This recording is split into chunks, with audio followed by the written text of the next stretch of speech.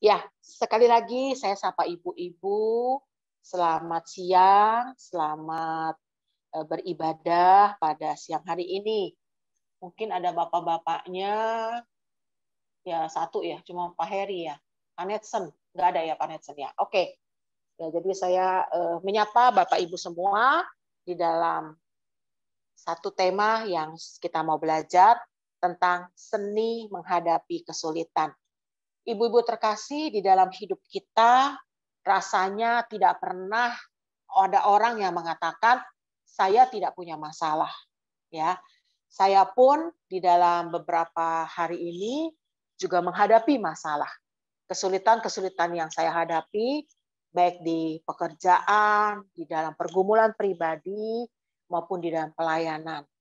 Dan bagaimana kita mau belajar untuk boleh hidup bersahabat dengan masalah gitu ya, bersahabat dengan masalah sehingga kita mampu melewati saat-saat sulit menghadapi kesulitan yang kita hadapi ini ya. Mari Bapak Ibu kita mau coba lihat, silakan Ibu boleh di-share buat kita. Nah, ini ada gambar tentang pria dan wanita. Adanya perbedaan antara pria dengan wanita ya. Nah, pria dan wanita ini kalau kita lihat Tuhan menciptakan pria dan wanita unik dengan perbedaan masing-masing ya. Perbedaannya seperti apa? Nah, kita lihat ya. Boleh diklik. Nah, laki-laki dan perempuan mempunyai karakteristik tersendiri ketika menghadapi masalah.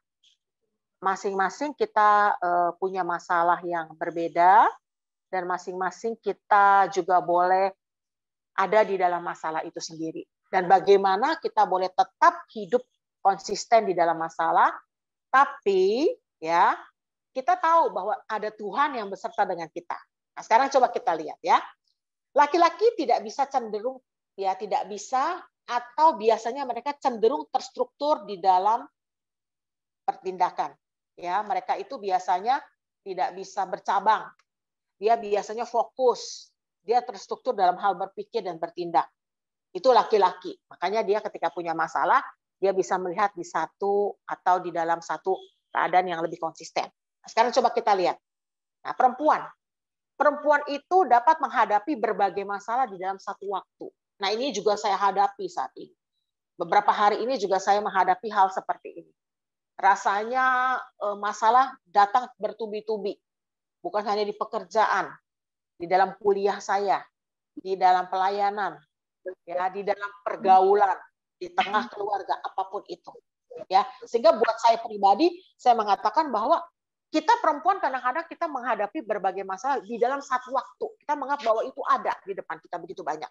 Sementara laki-laki itu melihat masalah itu secara fokus. Dia lebih melihat ke dalam satu arah. Ya, oke. Berikutnya kita lihat perbedaannya adalah laki-laki itu cenderung mudah terusik dengan problem yang berkaitan dengan harga diri. Jadi misalnya pekerjaan dia, ya, hal-hal berkaitan dengan harga diri dia itu dia mudah terusik. Tapi perempuan dia lebih berkaitan dengan hal-hal yang sifatnya kasih sayang, lebih kepada perasaan. Itu menjadi masalah buat perempuan. Tapi kalau buat laki-laki masalah perasaan itu dia tidak bermasalah. Dia lebih kepada harga diri. Oleh sebab itu ada buku yang mengatakan laki-laki merasa berhasil adalah ketika dia bicara karir. Ya, dia merasa bahwa karir yang bagus, posisi yang bagus itu menandakan dia sebagai orang yang berhasil. Tapi kalau perempuan lebih melihat adalah keluarga.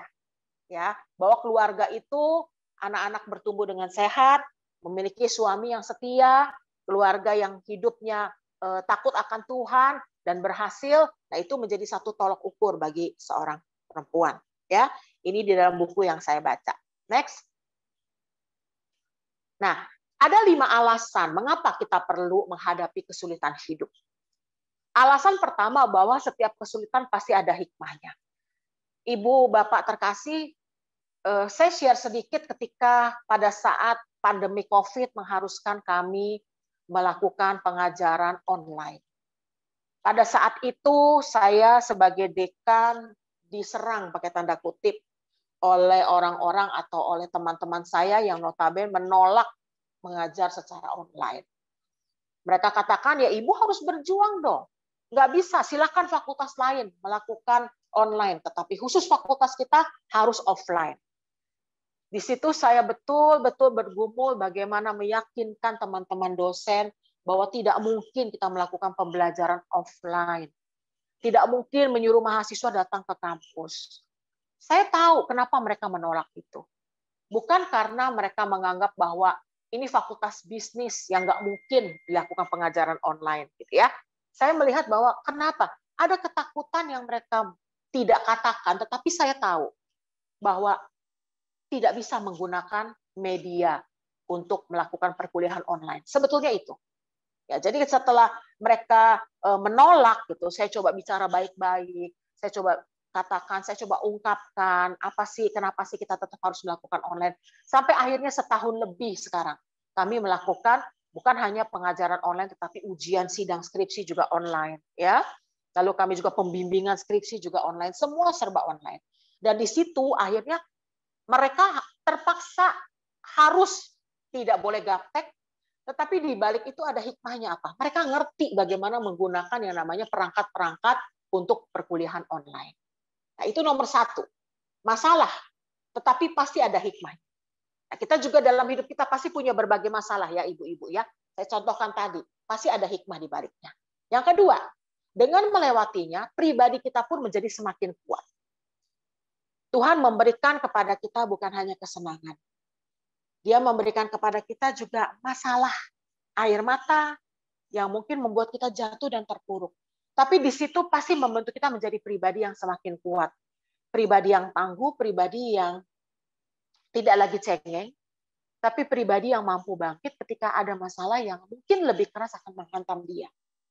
Ya, jadi dengan melewati setiap masalah, pribadi kita akan menjadi semakin kuat.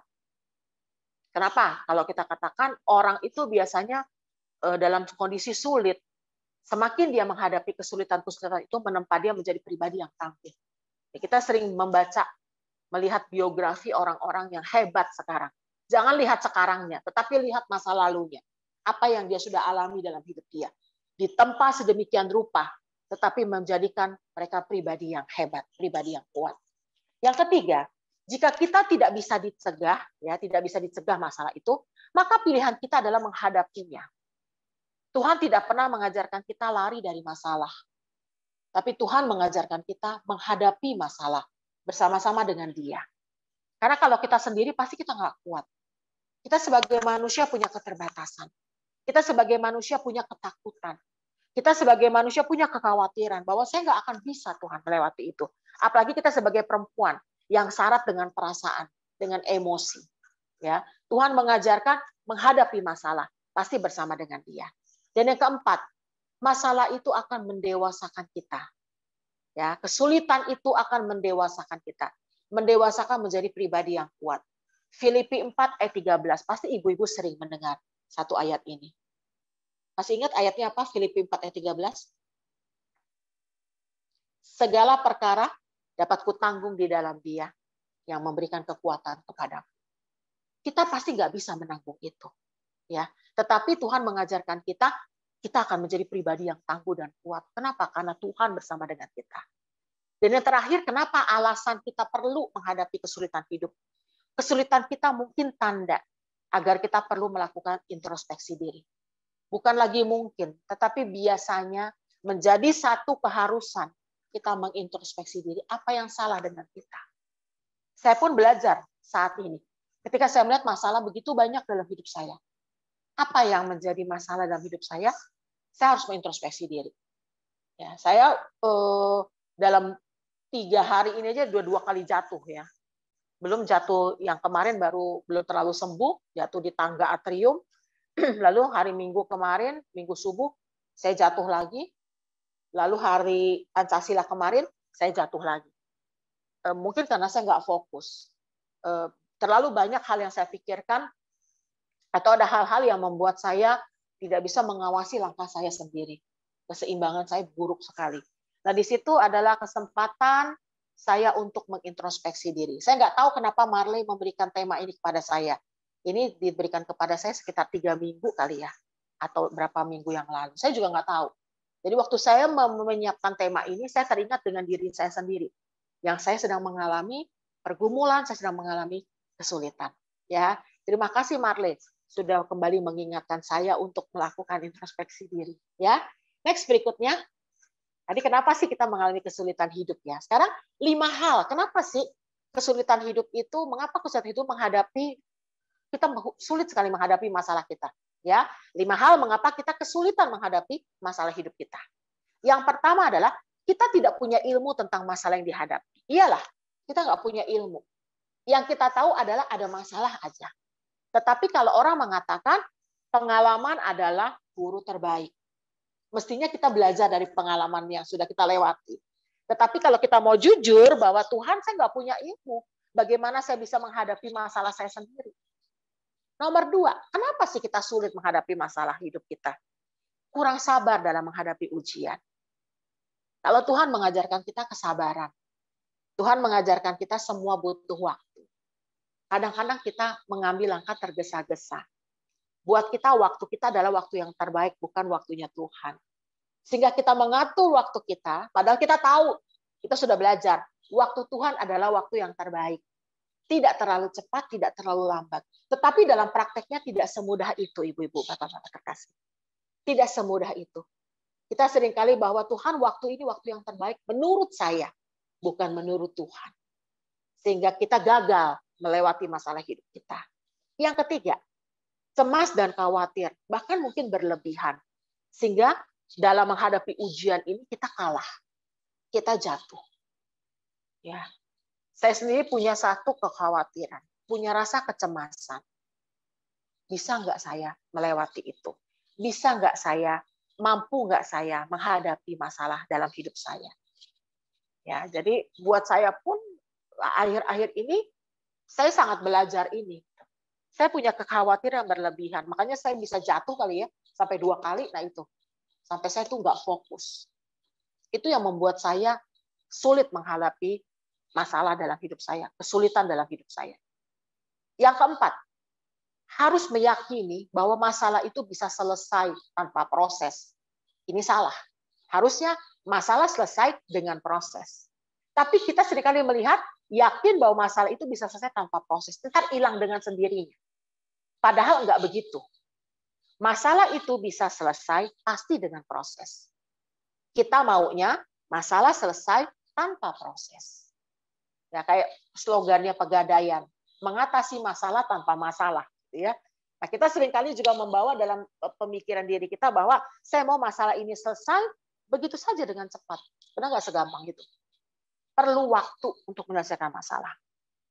Ya, tidak ada dalam hidup kita yang instan, sehingga kita tidak perlu melakukan apa-apa.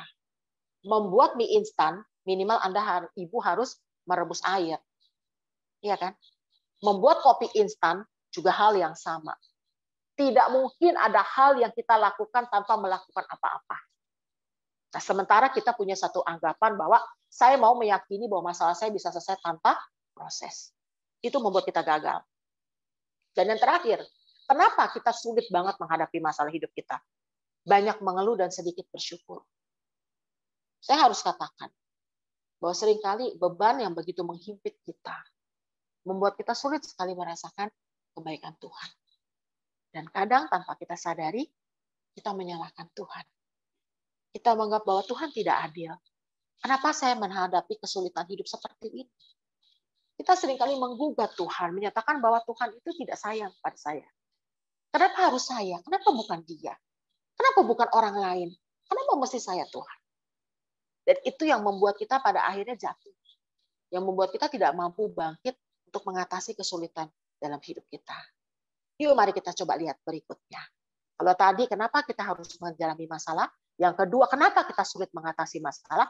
Nah, ini adalah seni menghadapi kesulitan. Sesuai dengan topik kita. Nah, seni pertama adalah, boleh diklik yang pertama ya. Yang pertama dulu. Seni yang pertama adalah sikap yang dewasa. Ternyata untuk mengatasi kesulitan itu, seninya adalah punya sikap yang dewasa. Sikap yang dewasa itu apa sih? Siap mengambil tanggung jawab. Menerima masalah ini sebagai milik tanggung jawab pribadinya. Bukan menyalahkan orang lain. Bukan menyalahkan pihak lain. Ketika kita melihat zaman ini akan semakin banyak melakukan kejahatan. Kita akan bertemu dengan orang-orang yang tidak lagi bersahabat. Kita akan bertemu dengan orang-orang yang mungkin akan menyalahkan kita. Nah, di situ butuh kebesaran hati kita untuk kita bersikap dewasa. Apapun yang kita lakukan kadang salah di mata orang. Apapun yang kita lakukan kadang tidak berkenan di mata orang lain. Nah, disitulah dibutuhkan sikap yang dewasa dalam menghadapi kesulitan. Seni yang kedua adalah masalah itu mendewasakan kita. Yakin bahwa masalah itu akan mendewasakan kita. Kenapa? Jika ia mengizinkan masalah, ia atau Tuhan selalu menyiapkan kekuatan untuk menjalani. Coba kita lihat Wahyu 3 ayat 19. Silakan boleh satu ibu yang boleh membacakan buat kita. Wahyu 3 ayat 19. Boleh di-unmute. Satu ayat yang mengingatkan kita. Silakan. Wahyu 3 ayat 19.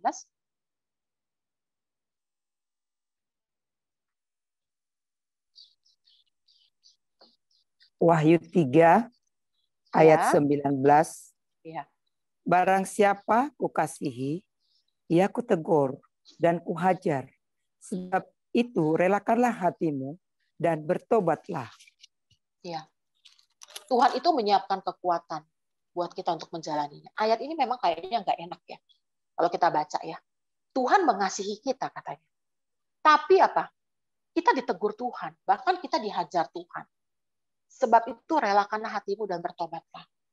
Merelakan diri kita untuk mau dipaksa dan memaksa diri kita untuk merelakan diri kita dibentuk oleh Tuhan. Itulah masalah yang mendewasakan kita.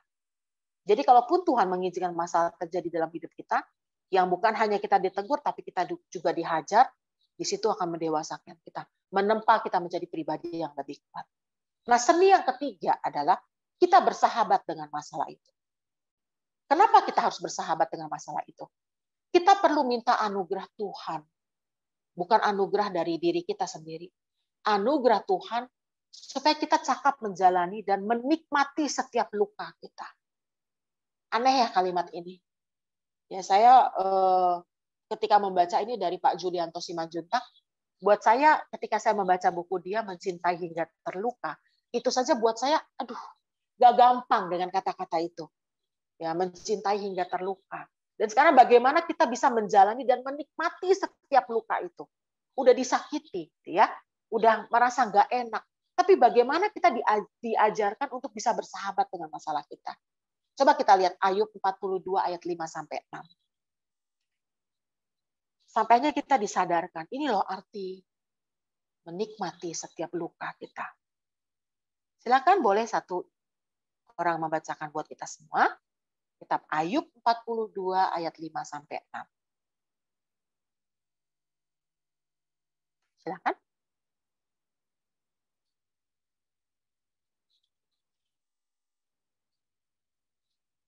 Ayub 42 ayat 5-6. Hanya dari kata orang saja aku mendengar tentang Engkau, tetapi sekarang mataku sendiri memandang Engkau.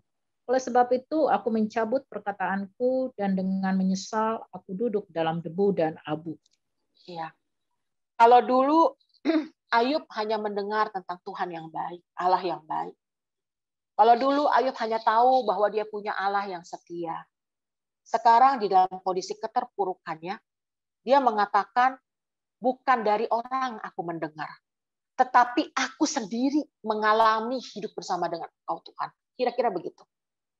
Nah, masalah yang ada dalam diri kita sekarang, kita diajarkan bukan lari dari masalah, tetapi minta anugerah Tuhan supaya kita cakap menjalani dan menikmati setiap luka kita. Pasti nggak enak ya menikmati luka. Tetapi itu yang Tuhan ajarkan. Bahwa hidup di dalam Tuhan ketika ada pergumulan. Hidup di dalam Tuhan ada tempaan. Hidup di dalam Tuhan ada ketidakenakan. Sudah pasti. Nggak mungkin smooth, mulus. Nggak. Tapi di dalam Tuhan mungkin kita jatuh bangun. Di dalam Tuhan bukan hanya kita bicara pengorbanan dari sisi uang. Pengorbanan dari sisi tenaga. Kadang-kadang buat saya pribadi adalah pengorbanan dari sisi perasaan itu nggak gampang. Mengorbankan perasaan kita. Nah, disinilah ada seni untuk kita boleh belajar menikmati setiap luka itu. Belajar seperti Ayub yang sudah ditempa dengan berbagai macam pencobaan dan ujian, tetapi dia bisa lolos.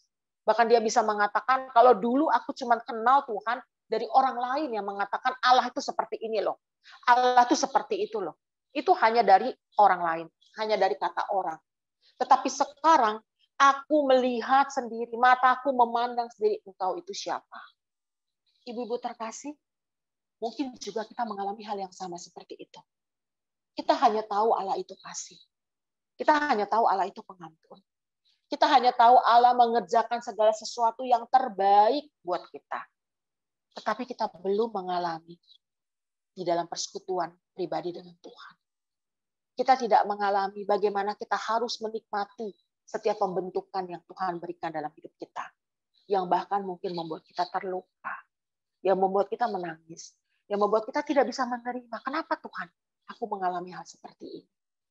Jadi ada 3 seni menghadapi kesulitan kita. Adanya sikap dewasa. Kita mau mengandalkan Tuhan dalam hidup kita. Adanya masalah yang akan mendewasakan kita menjadi pribadi yang kuat dan tangguh.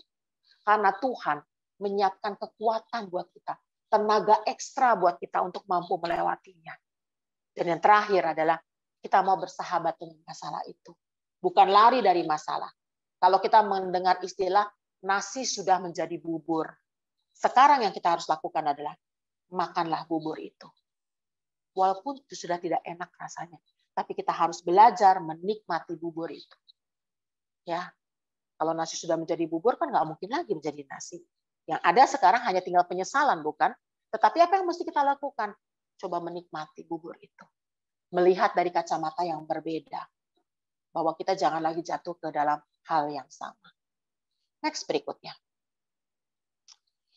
Ya, Tuhan itu memegang kendali dalam hidup kita. Karena apa? Setiap kesulitan pasti ada akhirnya. Nggak mungkin kita itu sulit terus sampai akhirnya. Ya, kayak kita nonton film ya, kadang-kadang nonton film itu dari awal sampai akhirnya sedih dulu, tapi enggak. Ada secerca harapan. Pada waktunya kita akan diwisuda. Diwisuda apa? Dari masalah atau kesulitan hidup itu. Karena ingatlah kita tidak sendiri. Setiap murid wajib memikul salibnya setiap hari. Itu yang Tuhan ingatkan. Kita nggak pernah sendiri. Satu hari kelak ibu-ibu dan saya akan diwisuda. Diwisuda dari apa? Kita lolos melewati masalah itu. Kita lolos melewati kesulitan itu. Itu janji Tuhan. Ya, dia nggak pernah menjanjikan matahari selalu bersinar terang. Dia nggak pernah menjanjikan ada hujan setiap hari. Tapi dia menjanjikan pertolongan Tuhan selalu ada buat kita. Dalam kondisi senang, dalam kondisi susah, dalam kondisi tertawa, dalam kondisi derai air mata. Di situ Tuhan ada. Ya, Tuhan nggak pernah menjanjikan langit selalu terang, kan gitu katanya ya. Dan Tuhan juga tidak pernah menjanjikan hidup kita selalu indah. Ada hal-hal di mana kita memang harus menangis. Ada hal di mana kita harus kecewa. Tapi di situ kita lihat bahwa ada Tuhan, satu pribadi yang tidak pernah meninggalkan kita. Ada satu hal lagi yang saya mau bagikan buat ibu-ibu, silakan diklik. Bu ya, Bima? Iya. 2 Tawari 15 ayat 7. Tetapi kamu ini, kuatkanlah hatimu. Jangan lemah semangatmu, karena ada upah bagi usahamu. Saya ulangi, ibu-ibu. Tetapi kamu ini, kuatkanlah hatimu. Jangan lemah semangatmu, karena ada upah bagi usahamu. Ya, itu yang Tuhan janjikan buat kita. Menguatkan hati kita. Jangan lemah, jangan jatuh, jangan terpuruk, karena ada upah bagi usahamu. Hidup kita adalah bicara hidup yang bernilai kekal. Hidup kita adalah bicara hubungan kita dengan Tuhan. Bukan hanya bicara hal kesementaraan, tetapi hal yang bernilai kekal. Apakah kita mau tetap setia hidup di dalam kasih Tuhan yang memiliki kenilaian yang abadi itu? Ya jujur saya di dalam pergumulan saya menyiapkan bahan ini nggak mudah. Ya, menuliskan kalimat demi kalimat buat saya sangat bergumul. Tetapi akhirnya saya menemukan banyak hal yang Tuhan hiburkan dan kuatkan. Ayat ini salah satunya. Kuatkan hatimu, jangan lemah semangatmu, karena ada upah bagi usahamu. Ya, kita lihat lagi kekuatan dari Tuhan seperti apa sih yang Tuhan berikan dalam hidup kita? Yuk. Ini kesaksian Rasul Paulus yang saya kutip dari 2 Korintus 6 ayat 3-10. Saya bacakan buat ibu-ibu terkasih. Dalam hal apapun kami tidak memberi sebab orang tersandung, supaya pelayanan kami jangan sampai dicela.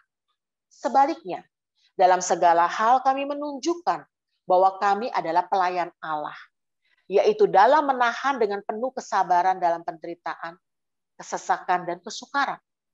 Ketika dihormati dan ketika dihina, ketika diumpat atau ketika dipuji, ketika dianggap sebagai penipu namun dipercayai, sebagai orang tidak dikenal namun terkenal, sebagai orang yang nyaris mati dan sungguh kami hidup, sebagai orang yang dihajar namun tidak mati, sebagai orang berduka cita namun senantiasa bersuka cita, sebagai orang miskin namun memperkaya banyak orang, sebagai orang tak bermilik sekalipun kami memiliki segala sesuatu. Ini kesaksian Rasul Paulus. Tidak ada hal yang bisa dia sombongkan. Karena dia tahu segala sesuatu adalah milik Allah. Dia adalah pelayan Allah. Dia melakukan segala sesuatu seturut dengan kerelaan kehendak Allah. Nah, di sini kita kembali diingatkan, apa yang kita mesti sombongkan? Ketika kita punya masalah, bukankah kita juga adalah milik Allah? Allah yang akan menguatkan kita, Allah yang akan menopang kita. Sehingga kita belajar dari Rasul Paulus, kesaksian dia, bahwa apapun yang dilakukannya, pelayanan kita jangan sampai dicela orang. Ya, pelayanan kita jangan sampai orang melihat menjadi batu sandungan. Jangan bawa tapi semua, pelayanan kita aja. adalah murni di hadapan Allah. Bisa di-mute, Ibu? Ya, terima kasih ya. Nah, jadi pelayanan kita adalah pelayanan milik Allah. Jadi Allah yang menganugerahkan pelayanan itu bukan kita. Sehingga apapun yang kita lakukan, kita kembalikan kepada Dia. Nah, ini yang saya mau bagikan buat ibu-ibu terkasih, kesaksian seorang Rasul Paulus. Kalau Bapak Ibu lihat gambar di sebelah situ, bagaimana dia tetap melakukan pekerjaannya sebagai pembuat tenda. Dia tidak mau membebani orang, dia tidak mau membebani jemaat, tetapi dia belajar mandiri untuk juga boleh hidup yang terus menjadi berkat bagi orang-orang di sekitarnya. Next, berikutnya. Ya, jangan pernah berputus asa jika menghadapi kesulitan. Karena setiap tetes air hujan yang jernih berasal dari awan yang gelap. Ya, tidak pernah ada air hujan yang jernih itu dari awan yang terang, tapi dari awan yang gelap. Dan dari kegelapan itu menghasilkan tetes air hujan yang jernih. Sehingga, poin yang berikutnya, kesulitan dan masalah hidup bisa menjadi alat anugerah Tuhan. Supaya apa? Supaya kita lebih mengenal kasih karunia-Nya. Ya, kesulitan dan masalah hidup bisa menjadi alat anugerah Tuhan. Supaya kita lebih mengenal kasih karunia-Nya. Tuhan mengatakan, cukuplah kasih karuniaku untukmu. Justru di dalam kelemahan, kuasaku menjadi sempurna. Justru ketika engkau punya masalah, kedekatan itu akan selalu ada antara kita dengan Sang Pencipta kita. Next, yang berikutnya yang terakhir adalah kesulitan dan tantangan pasti dimiliki setiap orang dalam hidup. Bagaimana cara kita menghadapi hal tersebutlah yang pada akhirnya akan membuat perubahan dalam hidup kita. Percayalah, segala sesuatunya akan berlalu dan kita bisa menjadi seorang yang lebih kuat dari sekarang. Ini ulasan dari firman Tuhan. Bagaimana ketika kita menghadapi kesulitan dan tantangan yang pasti akan ada dalam hidup kita tanpa perlu kita undang, dia akan ada. Dan bagaimana cara kita menghadapi masalah itulah yang membuat kita berbeda, ibu-ibu terkasih. Yang pada akhirnya apa? Membuat perubahan dalam hidup kita. Itu yang membuat kita berbeda. Percayalah, segala sesuatu akan berlalu dan kita akan menjadi seorang yang lebih kuat dari sekarang. Saya mengimani dan saya belajar dari kalimat-kalimat ini. Betul, segala sesuatu pergumulan dalam hidup saya pasti akan berlalu. Dan Tuhan akan memberikan yang terbaik menurut kerelaan kehendak Tuhan.